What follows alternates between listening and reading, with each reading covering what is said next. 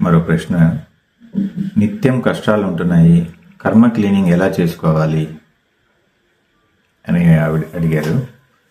అయితే దీనికి ముఖ్యంగా ఆత్మ శుభ్రత అనేది తీసుకురావాలి.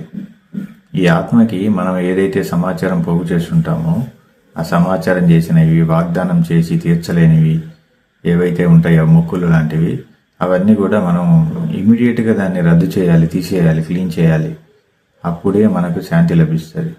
దీనికి ఏం చేయాలంటే, మనం ఎన్నో బాగా టైట్ పొజిషన్లో ఉన్నప్పుడు, మెంటల్ టెన్షన్ బాగా ఉన్నప్పుడు ఒక కోరిక కోరుకుంటాం, నువ్వు ఇది చేసి ఇది చేస్తాను, లేకపోతే నేను ఇన్ని మెట్లు ఎక్కువ వస్తానో, లేకపోతే ఇంత హుండీలో డబ్బులు వేస్తానో, లేకపోతే పలానో వాళ్ళకి భోజనాలు పెడతానో ఇలా పెట్టుకొని పని అయిన తర్వాత అవన్నీ చేయకుండా ఉంటారు చూసారా.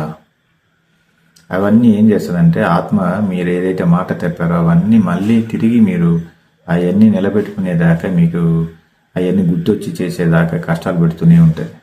అంటే మనని కష్టాలు పెట్టేది మనలో ఉన్నటువంటి ఆత్మనే. ఏదో దేవుళ్ళకు మొక్కుకున్నా ఆ దేవుడికి మొక్కినట్టు కాదు, అది మీకు మీరే మొక్కినట్టేది. అందుకని మీకు మీరే ఇప్పుడు క్లీన్ చేసుకోవాలి, తప్పదు. ఎందుకంటే ఈ ప్రపంచంలో మిమ్మల్ని మీరు మాత్రమే మార్చుకోగలరు. మీ మీద వేరే ఏ శక్తి పనిచేయదు. ఒక 21 రోజుల పాటు, 11 రోజుల పాటు నేను ఒక ప్రేయర్ ఇస్తాను. ఆ ప్రేయర్ చెప్పండి. ఆ ప్రేయర్ వల్ల మీ యొక్క కర్మలు, ఎన్నో జన్మలకు ఉన్నటువంటి కర్మలు, కాలంలో ఎప్పుడైతే మనం పుట్టినప్పటి నుంచి, కాలంలో పుట్టినప్పటి నుంచి కాలం ఎండయ్యేదాకా ఎన్నైతే తప్పులు చేస్తున్నానో అన్ని తప్పులను క్షమించమని అడగాలి.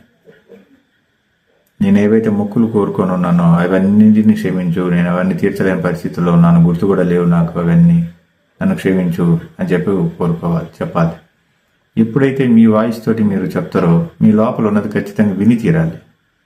అది ఖచ్చితంగా అది రద్దు చేయాల్సిందే. కానీ ఆ వర్డ్స్ కరెక్ట్గా పడాలి. మన వర్డ్స్కి ఒక లైటింగ్ ఉంటుంది, దీన్ని స్విచ్ వర్డ్స్ అంటారు. ఇది ప్రాక్టికల్ సైన్స్ ద్వారా నిరూపించబడింది ఈ స్విచ్ వర్డ్స్. అలా ఆ స్విచ్ వర్డ్స్ తోటి నేను ఒకరోజు ధ్యానంలో కూర్చొని ఒక ఆస్ట్రేలియా ఆవిడ కోసం 8 సంవత్సరాల క్రితము విపరీతమైన కష్టాల్లో ఉంటే నేను రాసేది. ఆవిడ కోసం రాశాను. చాలా హ్యాపీగా ఉంది. ప్రజెంట్ కూడా ఆవిడ ఎంత హ్యాపీగా ఉందో అంత హ్యాపీగా ఉంది. సో ఈ ప్రార్థన అనేది చాలా పవర్ఫుల్గా పనిచేస్తుంది. చాలా సింపుల్, ఇంగ్లీష్లోనే ఉచ్చరించాలి. ఇది ఆ ఇంగ్లీష్లో ఉచ్చరించినప్పుడు మాత్రమే అది ఆ స్విచ్ వర్డ్స్ పనిచేస్తాయి. లోపల ఉన్న ఆత్మకి ఒక లైటింగ్ పంపిస్తుంటారు అనమాట. నన్ను క్షమించు అని, అన్ని విధాలుగా నన్ను క్షమించు.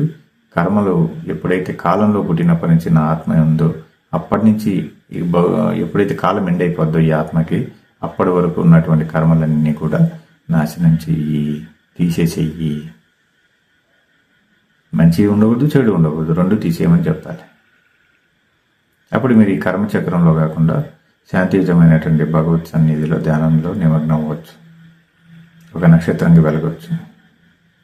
ఇప్పుడు నక్షత్రాలు అన్నవి ఒక్కొక్క నక్షత్రం ఒక్కొక్క యోగి. మీరు కూడా యోగిగా మారచ్చు. నిత్యానందం, నిత్యం సత్యం.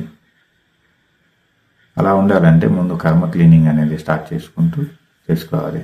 ధ్యానం చేసే ఉన్నవి ఆటోమేటిక్ ఇవన్నీ పోతాయి. ఇంకా వేగవంతంగా జరగడానికి ప్రార్థన చేయాలి. ధ్యానం చేసుకుంటూ ఉంటే అన్నీ పోతాయి. మీరేం సపరేట్గా చేసే పని ఏం లేదు. దాన్ని ధ్యానం అనేది అద్భుతమైన సాధనం, అద్భుతమైనటువంటి ప్రణాళిక. అందుకని మీరు ఈ యొక్క ప్రార్థనను చేయండి. కింద డిస్క్రిప్షన్లో నెంబర్ ఉంటుంది, మెసేజ్ పెట్టండి PDF కోసం. అది నేను మీకు పంపిస్తాను. ఆ ప్రార్థన చేయండి. ట్రెమెండస్గా జీవితం మారిపోతే సందేహమే లేకుండా. లోకా సంస్థ సుఖినో భవంతు. సర్వం కల్విదం బ్రహ్మ.